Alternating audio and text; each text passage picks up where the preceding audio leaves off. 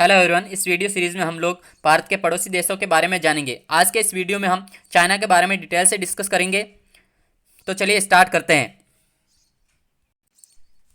ये रही आपके सामने भारत के पड़ोसी देशों की लिस्ट। इसमें बांग्लादेश, चाइना, पाकिस्तान, नेपाल, म्यांमार, भूटान, अफगानिस्तान और श्रीलंका शामिल है। भारत बांग्लादेश के साथ सबसे लंबी सीमा रेखा साझा करता है और अफगानिस्तान के साथ सबसे कम सीमा रेखा साझा करता है। भारत और श्रीलंका के बीच में कोई भी सीमा जो लैंड बॉर्डर नहीं है। भारत और श्रीलंका आपस में वाटर बॉर्डर साझा करते हैं। चलिए इन सभी देशों को एक बार हम बड़े मैप पर देख लेते हैं, उसके बाद आगे बढ़ते हैं। जैसा कि आपको दिख रहा है, यह है भारत। भारत के नॉर्थ में नेपाल, भूटान और चाइना है, और भारत के ईस्ट में बांग्लादेश और फार ईस्ट में म्यांमार है। जब हम भारत के नॉर्थ वेस्ट में जाते हैं तो हमें पाकिस्तान और अफगानिस्तान मिलते हैं। श्रीलंका भारत के साउथ में है। ये रहा श्रीलंका। तो चलिए इस वीडियो में हम चाइना के बारे में और डिटेल से जानते हैं। चाइना का पूरा नाम पीपल्स रिपब्लिक ऑफ चाइना है। चाइना का पूरा नाम पीपल्स रिपब्लिक ऑफ चाइना है। चाइना की कैपिटल बीजिंग है और चाइना की करेंसी रैनमिनबी है। आप लोगों ने ज़्यादातर टाइम चाइना की करेंसी युआन सुना होगा। युआन रैनमिनबी का एक बेसिक यूनिट है जिसको इंटरनेशनल कंटेक्स्ट में चाइना की करेंसी के रूप में रेफर किया जाता है। जो इनका कन्वर्जन है वो एक $1 में लगभग 7 से 8 युआन रहता है। चाइना का जो हेड ऑफ स्टेट होता है वो प्रेसिडेंट होता है, और वर्तमान समय में चाइना के प्रेसिडेंट शी जिनपिंग है। चाइना की भाषा स्टैंडर्ड मैंड्रिन है, जो दुनिया की सबसे ज़्यादा प्रयोग में आने वाली भाषा है। इंग्लिश और स्पेनिश के बाद इस रैंक में जो हिंदी है वो 4th नंबर पर आती है। एक बार चाइना का मैप देख लेते हैं। ये चाइना का मैप है। इसमें यहाँ पे दिख रहा है आपको बीजिंग है जो चाइना की कैपिटल सिटी है, और ये शंघाई है जो चाइना का सबसे बड़ा शहर है। चाइना की 2 प्रमुख नदियाँ हैं, एक तो यांगजे और एक येलो रिवर। जो यांगजे रिवर है वो चाइना की सबसे लंबी नदी है, और ये एशिया की भी सबसे लंबी नदी है। इस नदी की लंबाई लगभग 6380 किलोमीटर है। ये जो येलो रिवर है इसके आसपास चाइना की बहुत सारी प्राचीन सभ्यताएं विकसित हुई थी। इस कारण इस नदी को चाइना की सभ्यताओं का पालना भी कहा जाता है, क्रेडल ऑफ सिविलाइजेशन। इस नदी की लंबाई लगभग 5467 किलोमीटर है, और ये चाइना की दूसरी सबसे लंबी नदी है। चाइना के साउथ में साउथ चाइना सी है जो डिस्प्यूटेड है, क्योंकि इसमें चाइना अपना डोमिनेंस दिखाता है, जिससे ईस्ट एशिया की बहुत सारी कंट्रीज कंसर्न है। इधर ईस्ट चाइना सी है और यहाँ पे येलो सी है। चलिए एक बार हम चाइना के पॉलिटिकल सिस्टम पर नज़र डाल देते हैं। चाइना के फाउंडर माओ जेडोंग को माना जाता है। चाइना के फाउंडर का मतलब यानी People's Republic of China, PRC है, उसके फाउंडर हैं वो माओ जेडोंग को माना जाता है। माओ जेडोंग जो CPC है, चाइना की कम्युनिस्ट पार्टी, उसके जो फाउंडिंग मेंबर थे उनमें से एक थे। चाइना में 1927 से लेकर के 1949 में गृह युद्ध चल रहा था।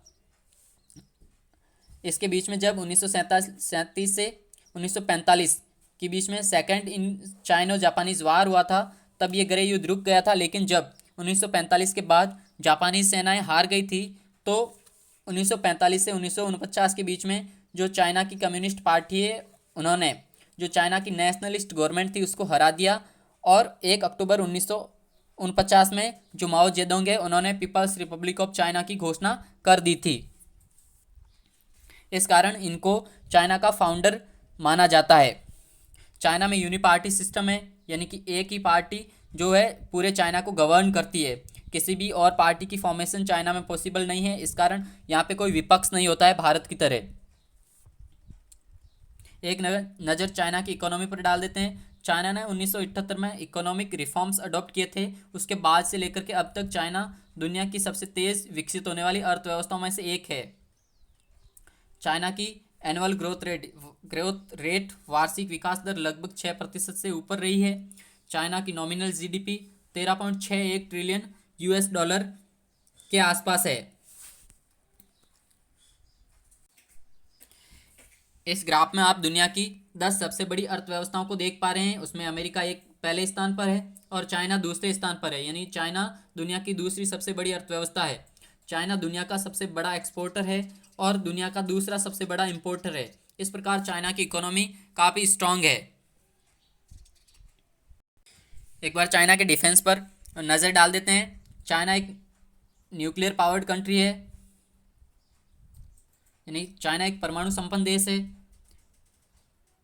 और जो चाइना का डिफेंस बजट है, रक्षा बजट है, वो दुनिया का दूसरा सबसे बड़ा रक्षा बजट है। अमेरिका पहले नंबर पर है और चाइना दूसरे नंबर पर है। अमेरिका का रक्षा बजट लगभग 650 बिलियन डॉलर है और चाइना का रक्षा बजट लगभग 250 बिलियन डॉलर है। चाइना के पास यूनाइटेड नेशंस सिक्योरिटी काउंसिल में परमानेंट सीट है, यानी कि संयुक्त राष्ट्र सुरक्षा परिषद में चाइना के पास परमानेंट सीट है, जिसके कारण चाइना के पास वीटो पावर है। और चाइना ने इस वीटो पावर का पाकिस्तान के पक्ष में और भारत के खिलाफ बहुत बार उपयोग किया था। जैसा कि आपको पता होगा, जब मसूद अजहर को ग्लोबल टेररिस्ट घोषित करवाना था, तब भी चाइना ने वीटो पावर का यूज़ किया था।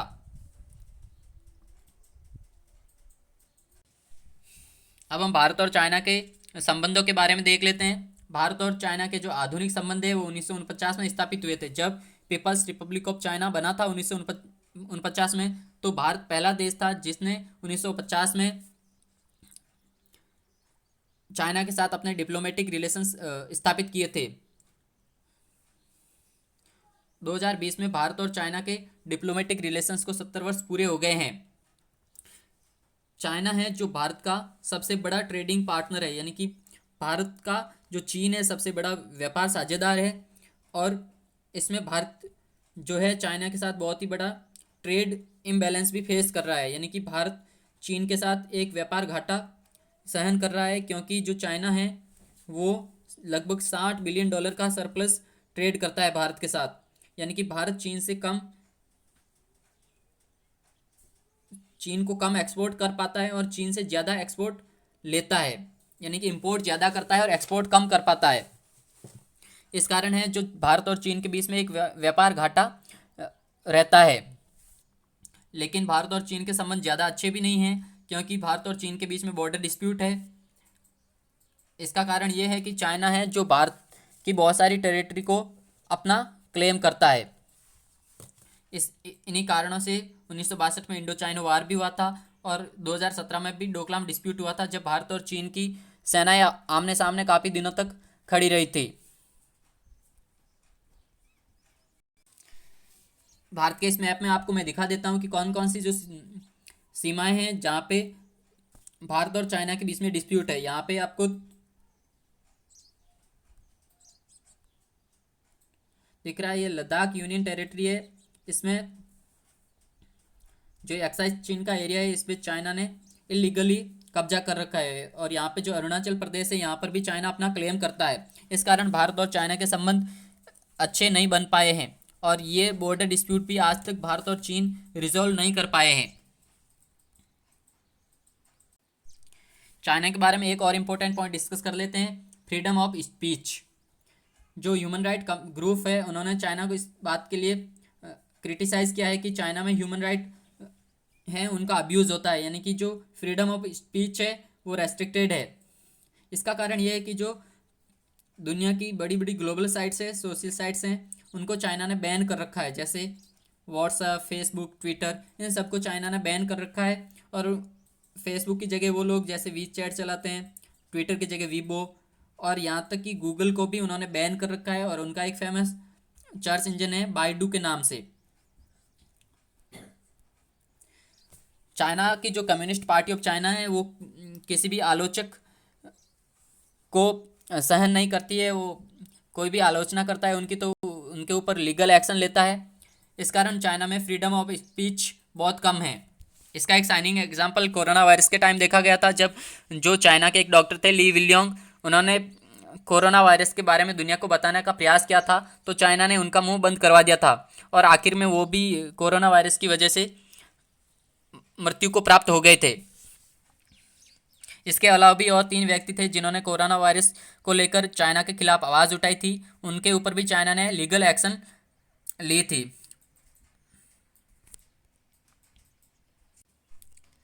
ये वो 3 व्यक्ति हैं जिन्होंने चाइना की कम्युनिस्ट पार्टी के खिलाफ आवाज़ उठाई थी और ये अब चाइना की कानूनी प्रक्रिया को फेस कर रहे हैं।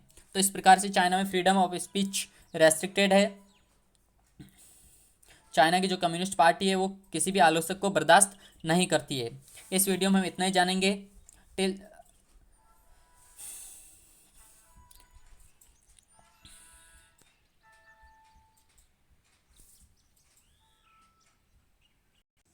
अगले वीडियो में हम भारत के एक दूसरे पड़ोसी देश के बारे में जानेंगे।